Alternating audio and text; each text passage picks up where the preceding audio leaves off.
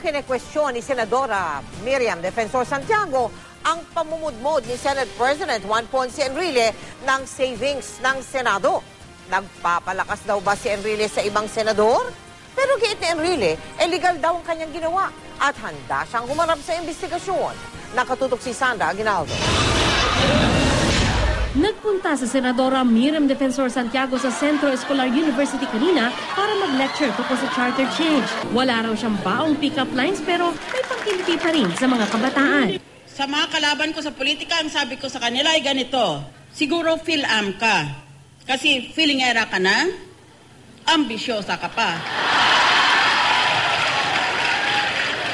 Sa kanyang lecture, hindi na iwasang banggitin ng Senadora ang aniyay pamumudmod ng pera ni Senate President Juan Ponce Enrile para sa ilang senador bago matapos ang 2012. Yung pera na yon galing sa kaban ng bayan, 1.6 million bawat senador. Ang pangalan daw niya ay Additional MOOE. That is an acronym for Maintenance, Operating, and Other Expenses. Meaning to say, mga panggastos opisina.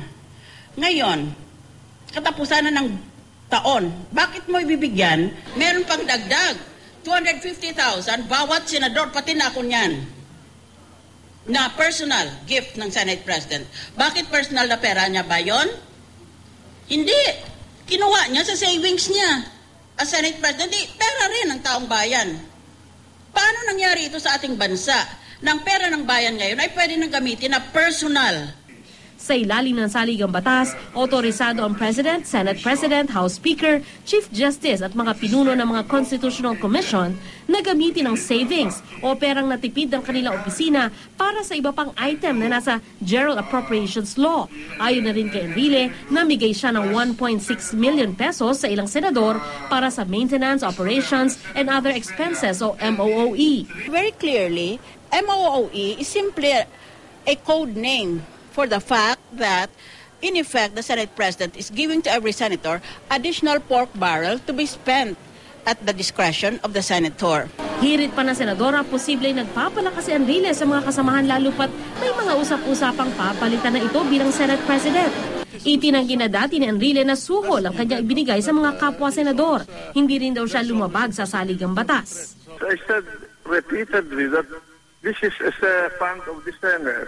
And I'm just doing a duty to distribute it to the committees so that they can use it, the savings. All I can say is, I'm sorry for her. She's really grasping on the legal straws to justify her inanity. Tinanong din sa Enrile kung paano masisiguro na ang dagdag pondong ipinamigay sa mga senador ay nagamit ng tama. Alam kong ginagawa ko eh. O di pa audit niya ako doon sa aking opisina. Hirit pa ni Enrile, may natanggap din naman na 600,000 pesos na MOOE si Santiago noong Nobyembre. Inamin naman ni Enrile na binalik naman ng senadora ang hiwalay na 250,000 pesos na ibinigay niya dito mula sa savings ng kanyang opisina. Sinuli nga niyo after she deposited it in her account, private account. Bakit niya i-deposit sa kanyang private account? Pagkatapos, ibinalik niya sa akin by way of a private check of her or drawn on her private account. Banat naman ng senadora, huwag inihis ang issue. Ang punto ko ay ganito. Bakit ang savings na dapat ay napunta sa Senado as an institution or as an agency, napunta sa pagpamigay sa mga senador by giving the abusive amount, the unconscionable amount of 1.6 million. Kaming mga senador, para nyo malaman, hindi kami tumatanggap personal. Itong mga cheque na ito, maraming cheque yan eh. Kaya meron kaming opisyal talaga sa aming staff ng trabaho lang ay magtanggap nitong mga cheque na ito at mag-liquidate nitong mga cheque. Nauna nang sinabi ng Commission on Audit na pag-aaralan nila ang isyong ito. Sandra Aguinaldo, Nakatutok, 24 Oras.